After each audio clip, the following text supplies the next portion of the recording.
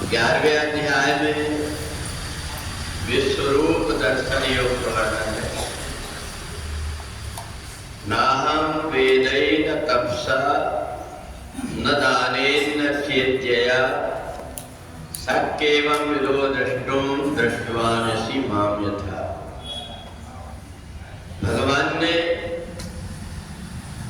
अर्जुन को अपना विश्वरूप दिखाया और ये कहा कि विश्वरूप का दर्शन कोई व्यक्ति अपनी क्षमता के अनुसार नहीं देखता। अगर कोई ये सोचे कि मैंने इतना तप किया इसलिए परमात्मा का रूप में देख लो, मैंने इतना जाप किया है, मैंने इतना पूजन पाठ किया है, मैंने इतनी स्तुति की है भगवान की मंत्रों के द्वारा,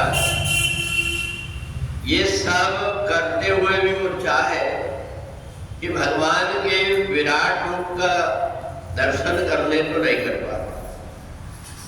भगवान ने कहा ये तो केवल में भक्तों को अपनी इच्छा से ही प्रदान करता। जो व्यक्ति गीता पढ़ता है और सुनता है उसके हृदय की आंख खुल जाती है और जब कभी वो परमात्मा का चिंतन करता है तो परमात्मा के स्वरूप का वो ठीक ठीक अनुभव कर लेता है। अर्थात जब कभी परमात्मा किसी रूप में उसके सामने आते हैं तो वो परमात्मा को पहचान लेता है।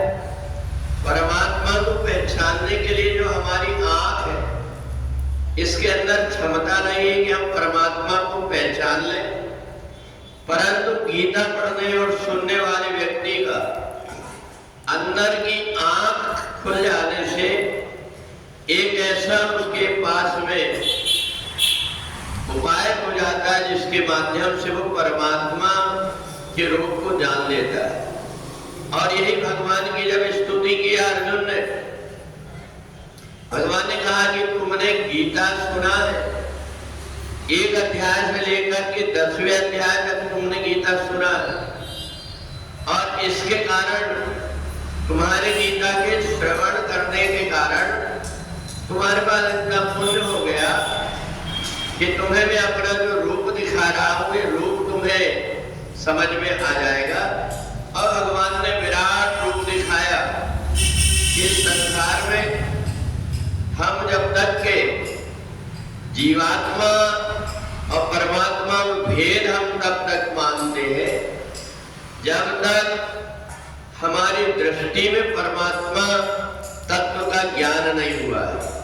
अगर हमें परमात्मा तत्व का ज्ञान हो गया तो फिर ये भेद मिट जाता। सुनी जय सुपाकिता पंडिता समदर्शना। फिर जब अंदर की आंख खुल जाती है तो बाहर जीवात्मा का शरीर दिखाई नहीं देता, बल्कि फिर उसको आत्मा का बोध हो जाता है। एक बार आदि शंकराचार्य जी वो वेदांत का प्रतिपादन कर रहे थे। उन्होंने देखा कि मैं गंगा में स्नान करके आ रहा हूं, मेरे सामने एक चंडाल खड़ा हुआ है। तो उन्होंने अपने शिष्यों से कहा इस चंडाल को एक तरफ करो, मैं अभी गंगा स्नान करके आ रहा हूं। तो शिष्य जैसे ही पहुंचे उनको कहा हमारे गुरु जी आ रहे हैं, तुम यहां से अलग हो जाओ। तो उस चंडाल को आत्मज्ञान हो गया। उसने कहा कि ये बताओ मैं तुम्हारे गुरु जी के सामने से क्या हटाऊं, शरीर को या आत्मा को। ये बात आदि शंकराचार्य जी ने सुना और सुन करके उनको ये बोध हो गया कि जिस व्यक्ति को आत्मा में प्रवेश कर गया है उसके लिए बाहरी शरीर नहीं रह जाता।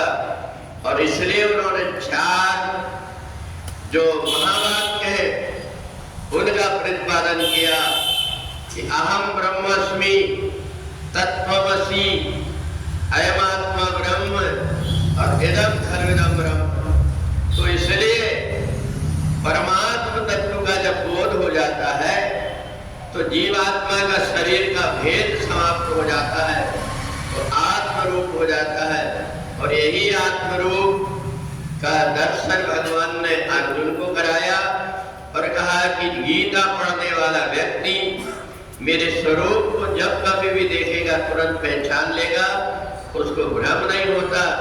तो इसलिए गीता पढ़ने वाले व्यक्ति की अंदर की आंख खुल जाती है। बोले वृंदावन बिहारी लाल की।